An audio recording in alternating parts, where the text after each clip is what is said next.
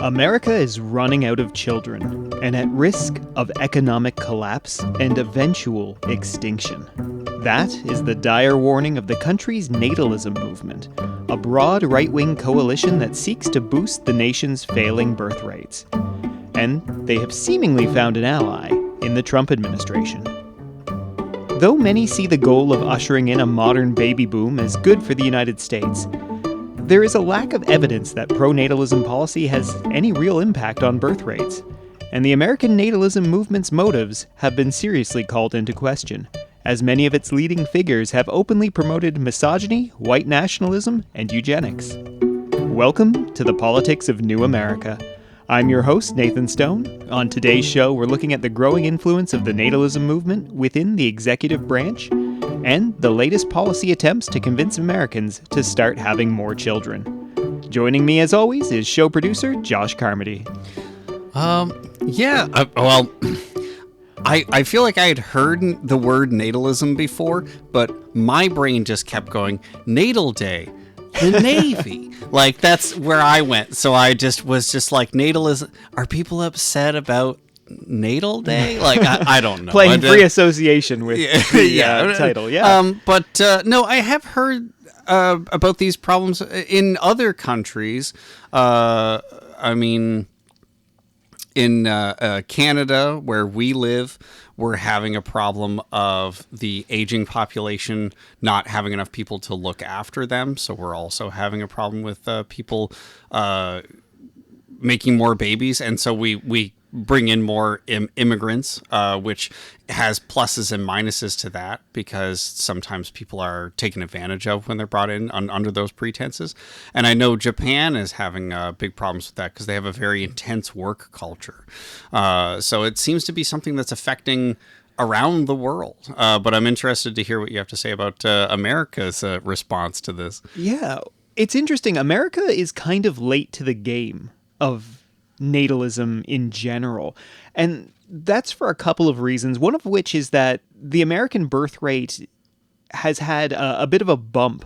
It didn't take quite the same downward trajectory that most of the West did. But when you say that this is a problem that's worldwide, you are quite literally correct, as birth rates have plummeted in almost every nation on Earth. Both developing nations, developed nations. Some are far worse than others, but the downward trend is particularly noticeable when you compare towards the end of the baby boom, right? So 1963 was when we saw world fertility peak at 5.3 births per woman. Now, this is overall average across the globe. Mm-hmm. By 2023, that number had reduced to 2.2 births per woman. And that is just above the replacement level of 2.1. Most developed nations are well below that 2.1 replacement births at this point. And America is no exception at 1.6. Now, the U.S. actually isn't nearly as bad as some other nations. South Korea, most notably, has a birth rate of under 1 birth per woman. And China is around that 1 level. Europe, Canada, and I mean most of the EU countries here, hover around 1.3, 1.4. Mm-hmm. So it's the kind of thing where this has really become a problem for everyone. Just, it took a little bit longer to, I think, reach the American consciousness, because the American birth rate did something really interesting. Everyone fell off rapidly after the baby boom. By the 1970s or so, Europe and Canada were already down kind of under that 2 births per woman mm-hmm. level, and they would just kind of stay there. So Canada, for example, hasn't had a positive birth rate since before kind of the early 70s. Oh, something else we can blame Gen X for. That's right. Just load it all on their shoulders. And America, on the other hand, had a little bit of a bump. So they also had that fall off into the 70s and 80s. Mm-hmm. And then into the 90s and the 2000s, there was a recovery. And it actually hovered around kind of 2 just a little bit under replacement level, but less of a concern than it is today. And we didn't see a huge fall off in the American birth rate until the Great Recession, the housing market imploding. So 2008? Yeah, 2008. Okay. And since that point, it has fallen from around 2 all the way down to the 1.6 that it is. And of course, 0.4 doesn't sound like a lot, but over quite a huge population in the United States, right? Over 300 million people. Any kind of small tick down like that is thousands and thousands of less births per year. Yeah, of course. So what we see as an issue here, and there's kind of a lot of issues around natalism, but the big one that people fear are the economic concerns around it. So in the American system, and any system that relies on capitalism, which is the dominant economic, force of production in the world, you need constant growth. The line has to keep going up for things to keep working. And the way that the line has to keep going up is through increased consumption. And of course, if you have a declining population, it's very, very hard to increase consumption, increase production year over year over year. And almost like when it's hard for cancer to continue growing in a dying body. Yeah, a little bit. And so people are worried about, and people, I mean economists, but also natalists. Hey, there's still people. Let's calm down here. It's okay, economists. I tolerate you. So you'd be looking at reduced tax revenue, obviously being a very big thing, added strains on a lot of social programs, including Social Security. And so a lot of people are kind of turning their attention to this and saying, hey, we're going to start feeling the effects of this really quickly, because the baby burst after, in the 70s and the 80s. Yeah. That had a major effect on that generation. And then you had a little bit of a bump going into the 90s, but that was only getting kind of close to replacement level. And now it's fallen off again. So as the baby boomers exit the workforce, as they exit, just being big consumers, and eventually as they pass, there aren't people to take their place to consume. Now, of course, the big thing with this too is you can replace people who are aging out, as we'll call it, or just dying, with immigration. Mm-hmm. However, immigration itself is only a temporary fix to the problem. A lot of people, or a lot of studies have shown that immigrants, especially if they come from cultures that have larger families, nations with higher birth rates, tend to have more children than the native population. However, as soon as you get to the next generation, their kids immediately start having the same number of children as the native population. Yeah, right? they adopt and adapt to the kind of circumstances that they're born into. Exactly. So there's really no there's a quick fix there, but there's no big fix there. It does shore up your population. And you mentioned Canada. We've been using that as a way to prop up our population for decades now. Mm-hmm. Yeah. And we see the exact same thing, right? Immigrant families come, maybe they have 3 or 4 kids, but each one of those kids has maybe a kid. So it is a really self-replicating problem. And there's not necessarily any good fixes, as we'll see of it. One of the biggest examples that economists use for the issues that this can cause is Japan. So between 1991 and 2019, Japan's GDP grew at an annual rate of 0.83%, which was a lot lower than the US at 2.53%. And the weak economic performance, the main drivers was the demographic collapse that Japan has had. And it seems like this is also coming for the rest of the West and for the United States. And this is what natalists worry about. But they also, as we'll see, kind of add in their own flavor of things. This is a very conservative movement, but it's kind of a big tent movement as well. So you get kind of the economists that are worried about how are we going to pay for things.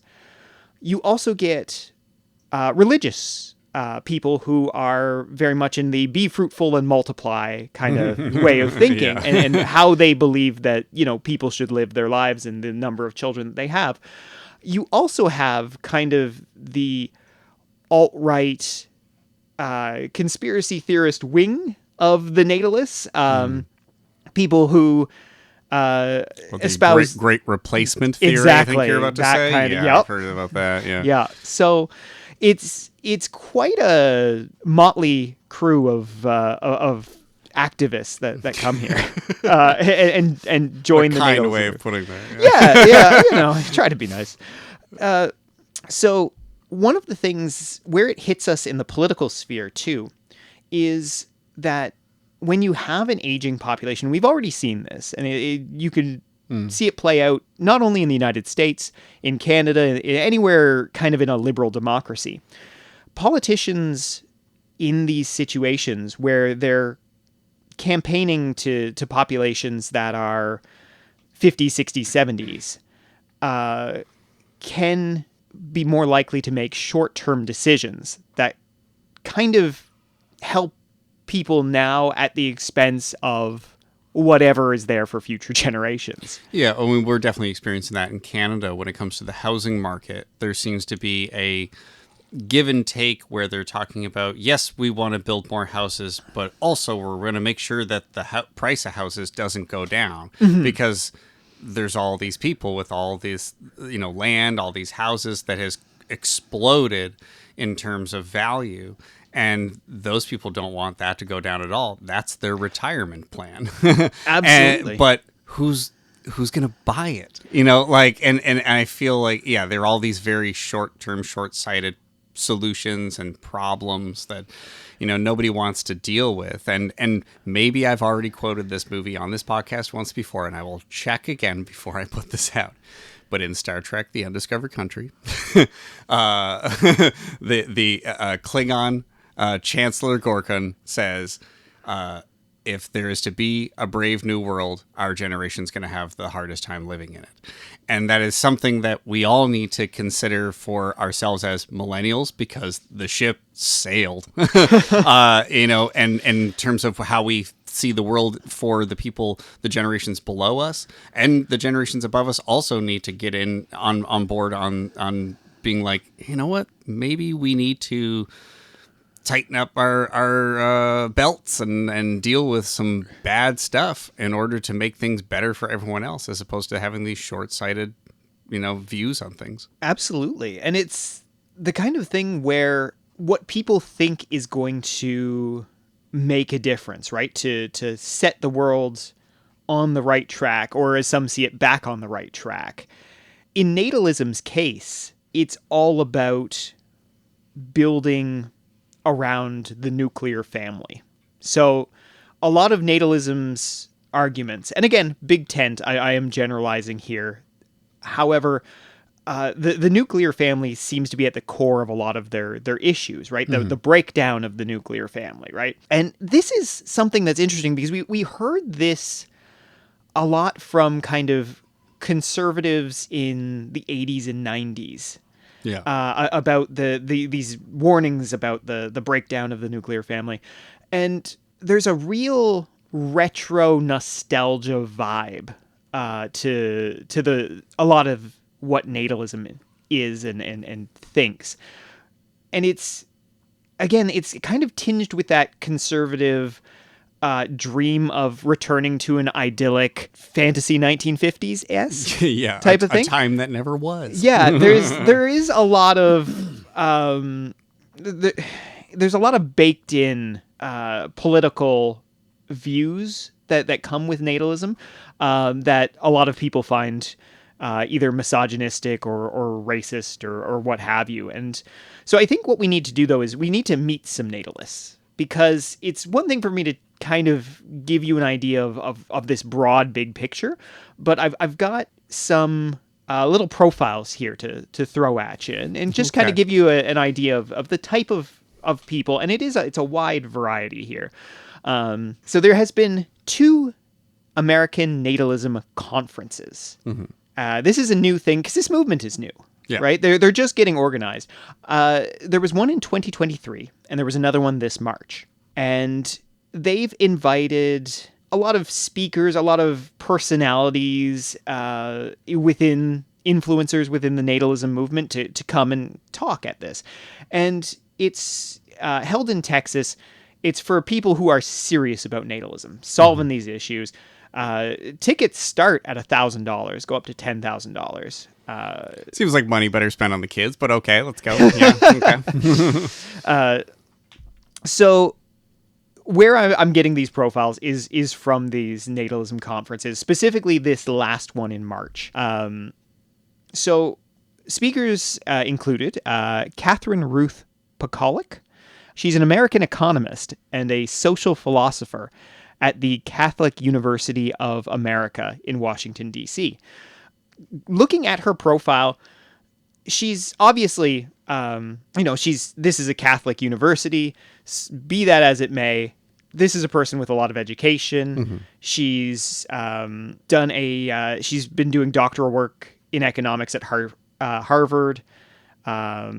So this is someone who is very well educated, and maybe more so in a very specific way, but still, and she has 8 children, which is impressive, honestly. A real Mrs. Weasley, if you will. Yeah. But with money. And so she was one of the headliners here. And she talked about her work and her research and everything. And she kind of described this whole thing, quoting her here, "It's like an unholy alliance." This is what she said of natalism, of the American natalism movement. All right. Because she doesn't see herself as in the same arena as some of the other speakers that we'll get to. And it makes sense. She called it like a complicated movement. It includes people with very different positions, which is a very diplomatic way to put it. So I think, great, A+ speaker. This is someone who walks the walk. She's got 8 kids. She has studied economics. Like she knows, she's educated. She's a perfect person to have at your natalism conference. And then we start going off the rails a little bit here. Have you heard of Simone and Malcolm Collins? They're social media. They're big on social media. So I don't know if I haven't, but I have a feeling I'm about to find out. So they're an American couple, age 37, 38, and they're one of the big voices shouting out that this is a civilizational collapse issue. And they're kind of a poster child now for pronatalism. And their whole thing is that big families are the answers to what is ailing society, to civilization. We got to get back to lots and lots of kids. And if you have 7 kids, you can throw 5 of them in a mine and just 2 go to university. That's, play the odds. So one of the things that makes them very controversial is, well, there's a couple things. The first more minor thing is that they do a lot of kind of trolling online. Simone, she wears kind of like a handmaid's bonnet type of thing, and she does it ironically. Can you do that ironically? I don't know, but she seems to think you can. And far be it from me to say, I don't know. Yeah.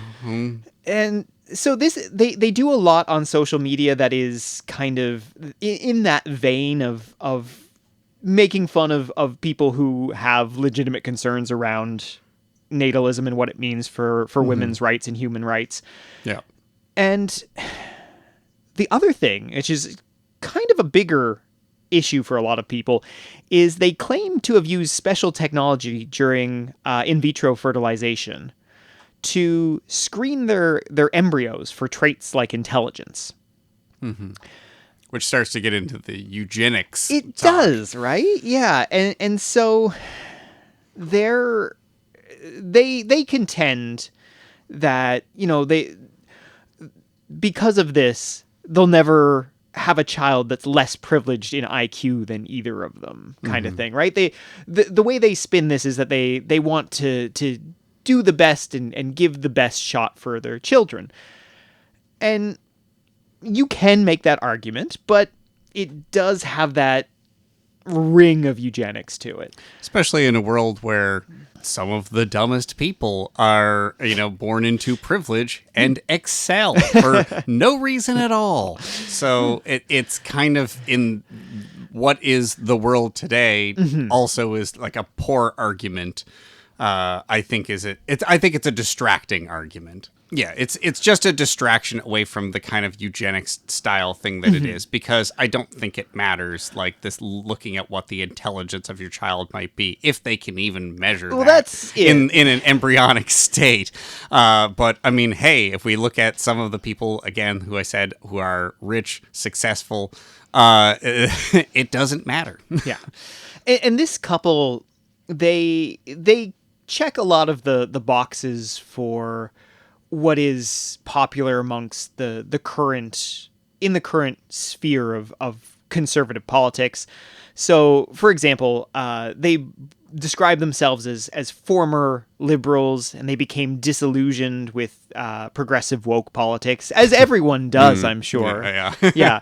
It's so many biographies seem to start that way. Oh, I was liberal, but then the woke got me. I just managed to dodge the woke mind virus. Yeah. So their big argument is that urban monoculture, or as they call it, the leftist unifying culture, is really just crumbling society from the inside out. That's why they moved to rural Pennsylvania with their kids. Urban monoculture. Urban monoculture. That's a weird one. It's a weird way to put it. Anytime when I think of the suburban life, that rings more true to me, the 80s Reagan Republican life. So that's so crazy that that's where they went with it, that this urban monoculture is a leftist propaganda tool. That's wild. It is. And there's a lot of me that would just kind of ignore this the way I do a lot of influencers on social media and that kind of thing. But they very recently visited the White House and had a great time talking with the president.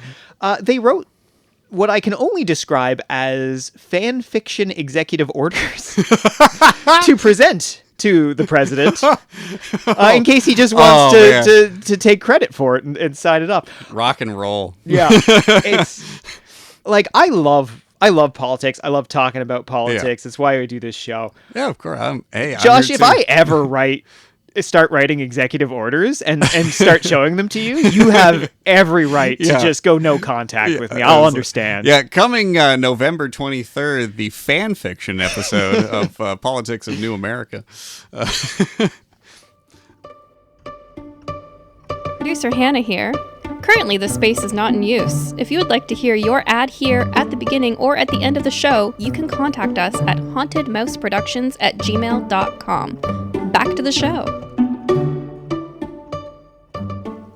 Now, Malcolm and Simone, they're fun to kind of caricature as far as the pronatalist movement goes, and they do it themselves. And in interviews, they've said multiple times that they have this persona that they put on, but they're honestly amongst some of the, I want to say, kind of more moderates. They're their own kind of brand of weird and wacky, but you do get some of the ones that just are no fun to talk about. So, well, like you said, where they almost seem a little self-aware, but they might be kind of doing a put-on because there is something they at least believe in. yes, And then you get people that kind of go beyond the baseline of belief that extend into the Great Replacement theory or these other things where there's other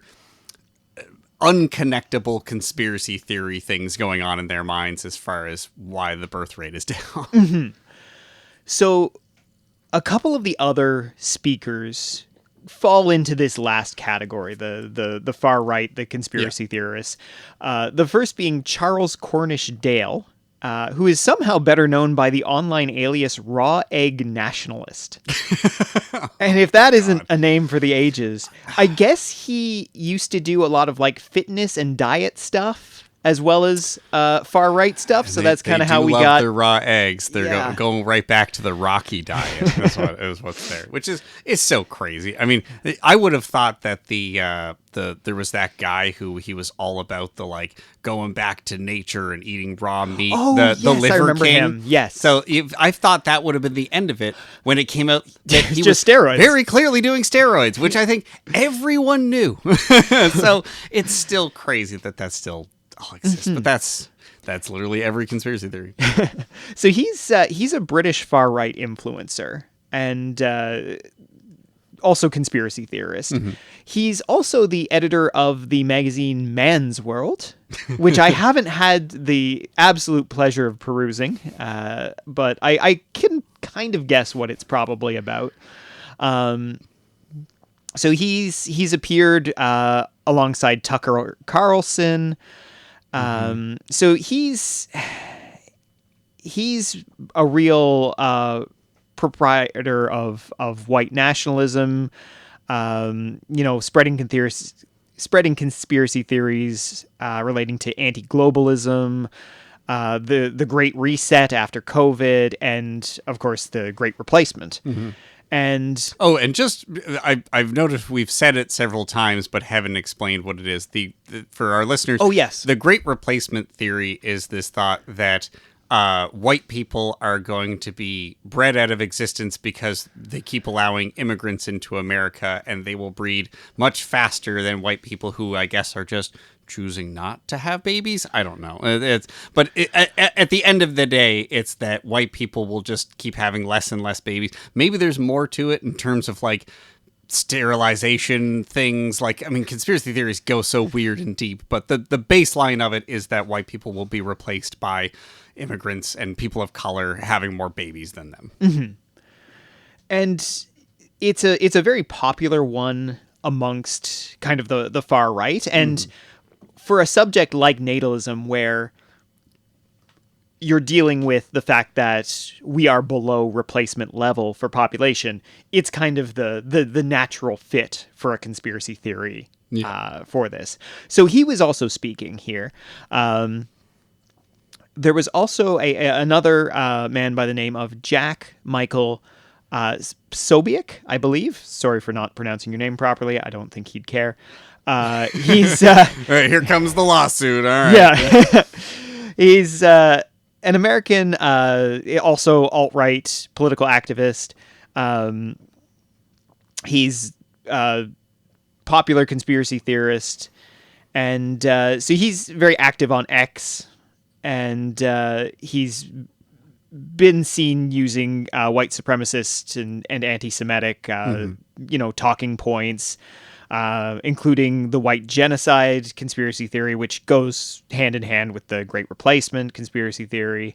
Pizzagate, if we remember Pizzagate, which is just... Oh, I remember Pizzagate. So wild, saying that members of the Democratic Party officials were involved in a child trafficking ring in a pizza place, I think. Yeah, I think part of it was that, like, depending, like, people...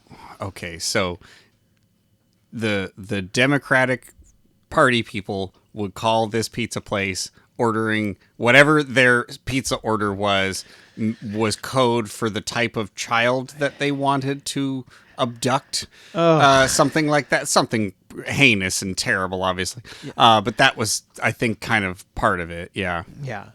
And some of his recent work, including hailing the end of democracy in the United States at the Conservative Political Action Conference, CPAC, for those in the know, and where he, alongside some other prominent GOP officials and Republicans, kind of trotted out some of their favorite January 6th conspiracy theories. And he was quoted as saying, "Welcome to the end of democracy. We are here to overthrow it completely." Which doesn't leave a lot to the imagination, honestly, as far as quotes go. You can't really spin that one too there. That's why I always love when people get, it's like, hey, you can't just go around calling everyone Nazis. And then they say stuff like this, and it's like, but what do I do with this? Yeah. See, he continued, we didn't get all the way there on January 6th, but we will endeavor to get rid of it being democracy, and replace it with this right here, he added, which I could only assume was authoritarian rule. Yeah. So this is kind of the type of weird mishmash of people that make up natalism. And now your everyday natalist may not be anywhere on this scale of hard right or conspiracy theorists, that kind of thing. But I think it paints an interesting picture by going through these profiles of who the movement chooses to amplify. And a lot of what the movement is amplifying right now is very much that far right, white nationalist, authoritarian type of mindset. And if that's the case, even though you might have someone like Catherine Pokolic, who is an academic who could talk about this knowledgeably, how many people are there for her? How many people are there for Jack and his? We didn't get all the right way there on January 6th, right? It's impossible to know. She's getting drowned out. I mean, clearly, absolutely, yeah. And honestly, I think her answer was a little bit weak when she said that, it was kind of like a deal with the devil, an unholy alliance. And it's like, you got to kind of pick your spots. And she can't have that big of an issue with it if she agreed to do it still. It's vague in the right kind of way, like that she can get away with it. Like it's something that'll slip through the cracks in terms of a quote, because if she was to be more specific, then why are you there? But to say something so broad and so many different people who were there for whichever speaker they wanted to hear, or people who didn't even go that just hear this quote, they can apply whatever they want to that. And that's the problem with saying something so generalized. And so this is still quite a fringe movement. It's still quite small. They actually doubled their attendance between 2023 and 2025 for their shindig, but shindig. How does this translate into policy action in the Trump administration, which is what we cover? Well,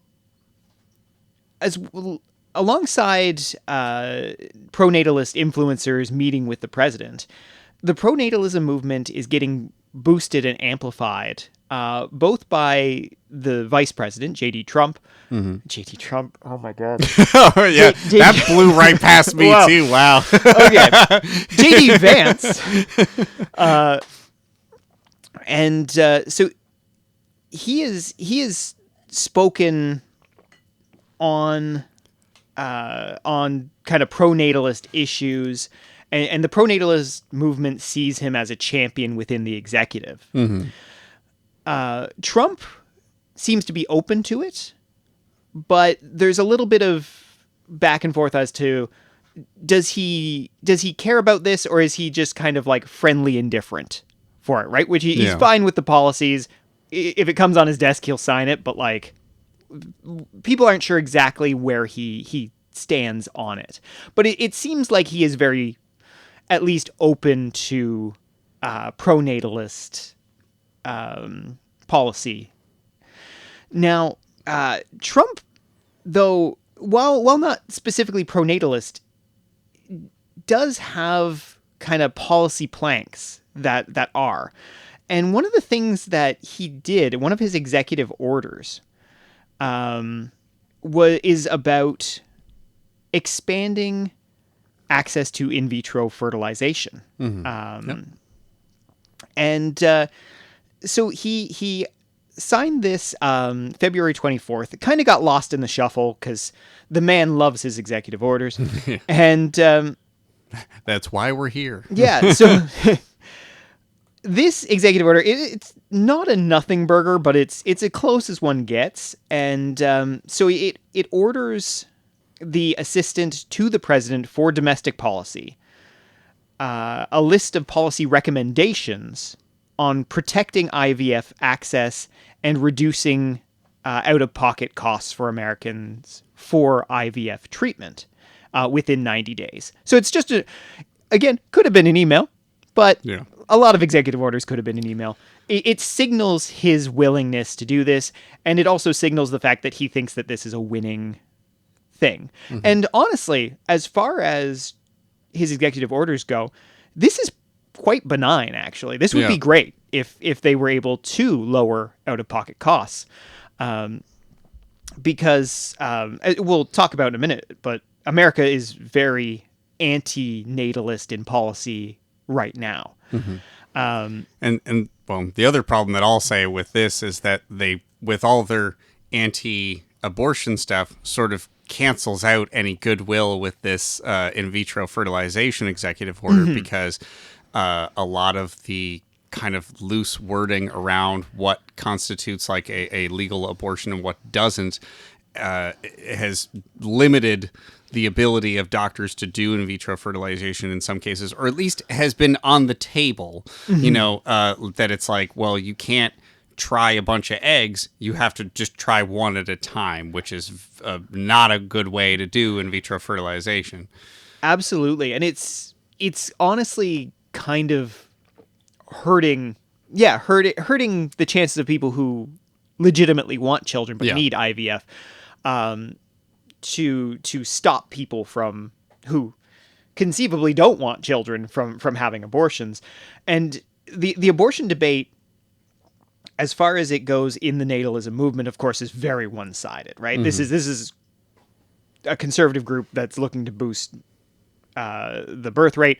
They are not fans of abortion now, or of abortion access, I should say. Now, so we have some evidence to say that Trump he had a wild quote about this. He campaigned a little bit around IVF among the myriad of tariffs and other stuff that he was talking about, and implementing a new baby boom. And so he declared himself, and this is a quote, the fertilization president, which does make me chuckle a little bit. That's some real Baron Harkonnen stuff going on. I'm the fertilization president. That's wild. Though he hasn't been as vocal as J.D. Vance has, as far as the pronatalist stuff goes. So there's kind of two ways that the executive is approaching pro-natalist policy in the new administration. And I've kind of divided them into two groups, the carrots and the sticks. So we'll start with the carrots. So this is kind of the hey, have more kids, happy stuff. So firstly, they're looking to boost population growth through what they call pro-family incentives and messaging. So messaging is, I wouldn't call it necessarily like propaganda in this case, but sort of. There's gonna some light propaganda. They're gonna tell you it's a good idea. But as far as concrete measures, one of the ideas being floated is a $5,000 baby bonus for every American mother after childbirth. I was waiting for this to come up. Yeah, Yeah. I have heard of this recently. Yeah. As well as expanded child tax credits and menstrual cycle education programs to help women better understand ovulation and fertility windows.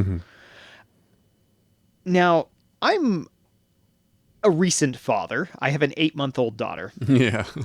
$5,000 is such a ludicrously small amount. Yeah. When we're talking What is that, babies. like 3 months of baby stuff? Maybe. Like, I mean, you think of like all of the stuff, even just diapers. It's like, hundreds of dollars. I mean, Hundreds, yeah. So like, yeah, it's a $5,000 check to have a baby, not to raise one. Yeah. It's just to have one. Yeah. And now, here's the thing. $5,000 as a baby bonus is $5,000 better than nothing. Nothing to sniff at. Yeah. Yeah. I can agree with that. Yeah, there is. If they were to implement this, it would be a universal positive for new parents. Yeah. Absolutely. My problem that I have with it is that there are people who are on the verge of having children who are living in poverty, and that $5,000 would mean the world to them. And then as soon as that $5,000 is gone, they're right back where they started. It does not continue to help them. It doesn't change their situation. Yeah, you're 100% right. What would make this a better policy in my book would be a progressive scheme for it, which would be, people in poverty get substantially more. If you're in a household that's making, 6 figures or more, maybe you skip this one, right? Yeah. But the $5,000 baby bonus kind of ignores a lot of other, I don't want to say easier to deal with, but bigger anti-natalist policies that exist in the United States. The biggest one being going and having a child in a hospital can set you back 5 figures very easily, depending on where your insurance is, what is covered. Do you need an epidural? Do you need a C-section? Right? These costs can range anywhere from, $500 if you have a really good insurance, you have a really smooth birth, to $20,000 if there are complications. Right? So Yeah. This baby bonus check, if they're handing it out to you in the hospital, you might turn around and hand it right to the yeah, just like getting doctors. the giant check while you're in bed, and it's like, and now as a sign of good faith, hand it back. and it's gone. Yeah. And so there's so much here that the executive and that Congress could do to make things easier for new parents, but that they don't seem to be thinking about yet. Now, one of the weirder things that they're also considering is reserving 30% of the slots in the prestigious and federally funded Fulbright Scholarship Program for applicants who are married or have children.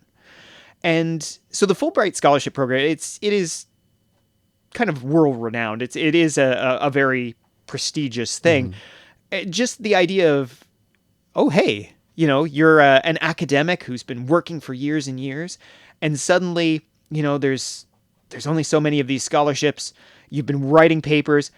You pump out a couple of kids. Oh boy, you might you might get in. It's very odd.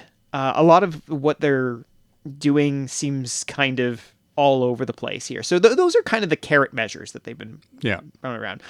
Now we got to get to the stick, because you gotta have a stick somewhere. Now, President Trump's transportation secretary, Sean Duffy, sent out a memo that instructed the transportation department to prioritize families by, among other things, giving preference to communities that have higher birth and marriage rates than the national average when awarding transportation grants. So for counties that are, really pumping out babies, guess what? You get some public transport.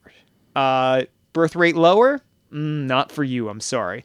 It's just bizarre. It's That's just a bizarre. wild one, yeah. Yeah.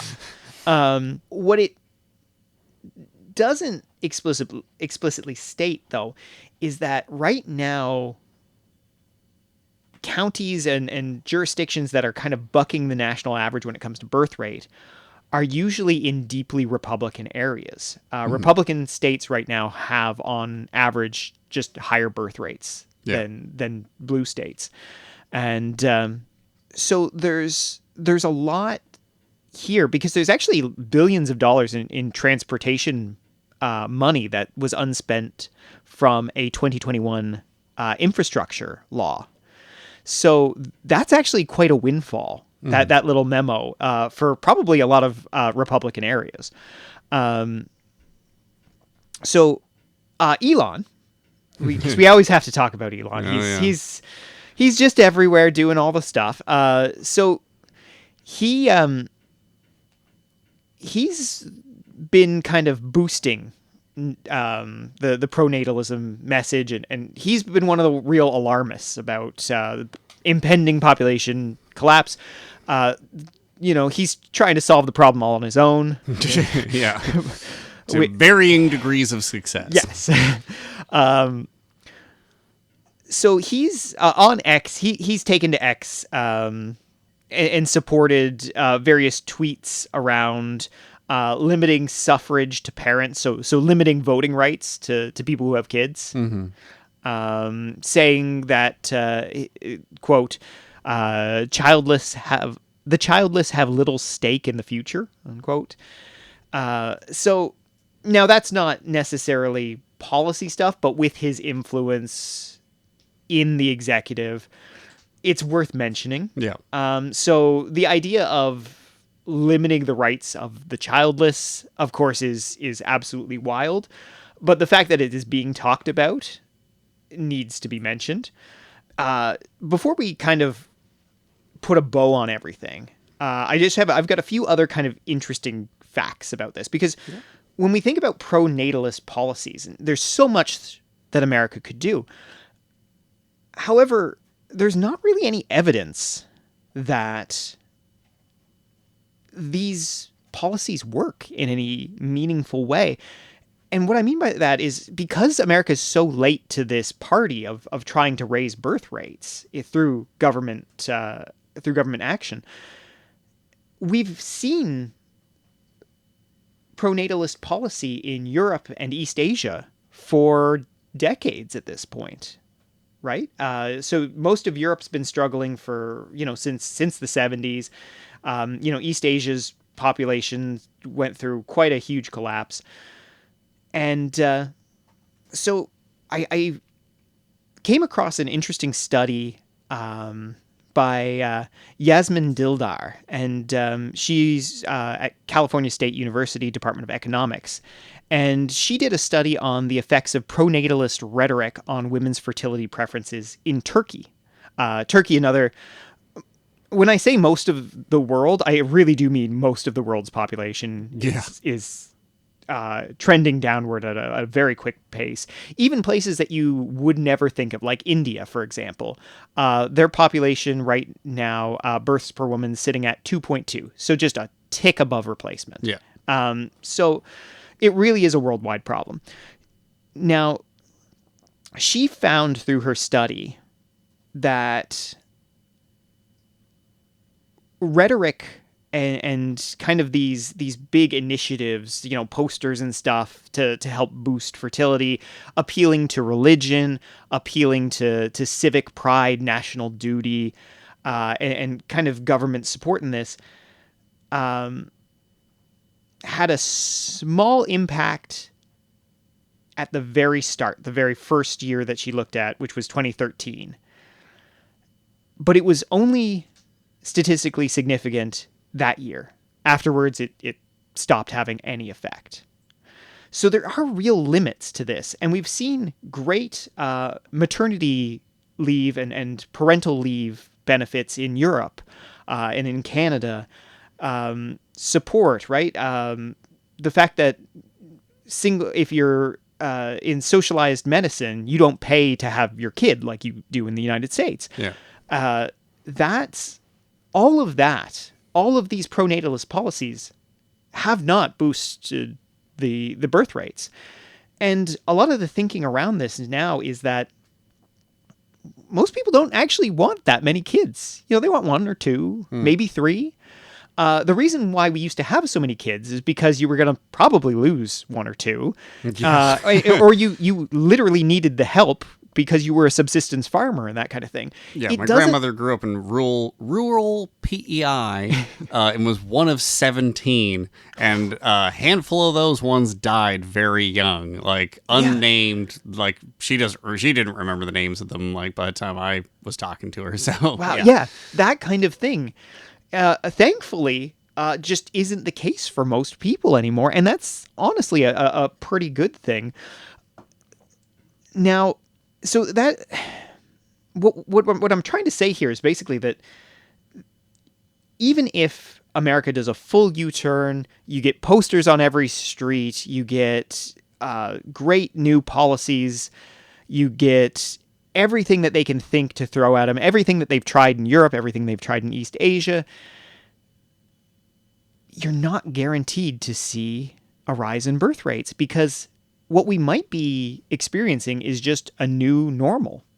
Yeah. And other than some very kind of radical thinking by some of the pronatalist movement around artificial wombs and the possibility of kind of the techno billionaires stepping in and saving us from our childless future, our real children of men scenario that we're quickly rushing towards, there's not really a good way to do this that any country has found. Yeah. Now, sorry. I was just going to say something else that seems odd to me is that they're so quick to address these problems with like let's give them $5,000 to have a baby. Let's do just like, let's teach them, let's reteach them sex ed. Let's teach them how to have a baby. No one wants to address cost of living or other problems. So once again, for the people like me who like movie quotes that sum things up for them, I'm reminded of the empty promises of Dr. Frankenfurter from Rocky Horror Picture Show. I will remove the cause, but not the symptom. And that's what I think of with these natalism policies. They all seem to just be propaganda about being like, hey, isn't it great to have a baby? But they're all tone deaf to the reasons, aside from, as you said, people probably just don't want to have 6 kids anymore. They're tone deaf to the other very glaring reasons that people are not having kids, and that's rent is $3,000. Yeah, it's wild when you think about it. But one of the points that I found while I was doing the research for this, I think, really made me stop, and that was just that President Trump had a positive impact on birth rates among Republicans, and a negative impact on birth rates among Democrats. This was in his first term, and they're expecting this to play out in the second term. Yeah. And the big reason why one of the theories around this is that, very simply, if people are hopeful for the future, they'll have more children. Yeah. Because then they're hopeful for their children's future. And we don't live in a hopeful age. We live in an age that is full of crises, catastrophes, and swords of Damocles. We got like 7 of them right above our heads at any one moment. Yeah. And that it may just be as simple as that, is that we don't have the hope for the future of our kids having a better life than we do. And to end on a positive note here, though, I'm trying. I was going to say, yeah, so when your daughter's listening to this episode in 20 years from now. if done right, the United States, by pursuing pronatalism policies, even if it doesn't affect birth rate, could positively impact the lives of millions of Americans. This is an actual chance to fix some of the things that make parents struggle, right? $5,000. Yeah, I joke it doesn't really move the needle, and it doesn't, especially if you think over, you know, the however long your kid is with you. It's pocket change in that sense. But in the sense of someone who just had a child, I would take $5,000. Yes. 100%. Not gonna give that back. And that's what I said. Like, I don't want us to come across to anyone that we're sort of balking at that. Like, whatever. No, there are people that will be life-changing money to. The problem is that it doesn't continue. And those people's lives will not change as much as it does in that very small microcosm when they have that $5,000. Exactly. And if you put in the work and make some real smart tax incentives, make some real changes to how people can organize their lives with kids, you know, give them incentives, but give them support. And these policies aren't, you know, you don't have to pluck them out of the sky. You have 40, 50 nations that all have been struggling with this before you, right? And everyone's struggling with it now. Go out and look and find those policies that you like, that you can stomach. Part of the issue is, of course, that a lot of Republicans see any kind of giving people money as welfare, and they don't like that. So that's an issue. But if you can overcome that, if you can form a consensus around birth rates with Republicans, you have the opportunity to do some very, very good things. And hey, if a couple good policies come out of this, so much the better. No, of course. All right, folks, that's going to do it for this one. We hope you've enjoyed listening to this episode of The Politics of New America. For myself and for Josh, thanks so much for listening, and we'll see you next time. Awesome. I like that you brought up Sword of Damocles after I talked about Rocky Horror Picture Show, because that is a song in that movie as well. Oh, boy.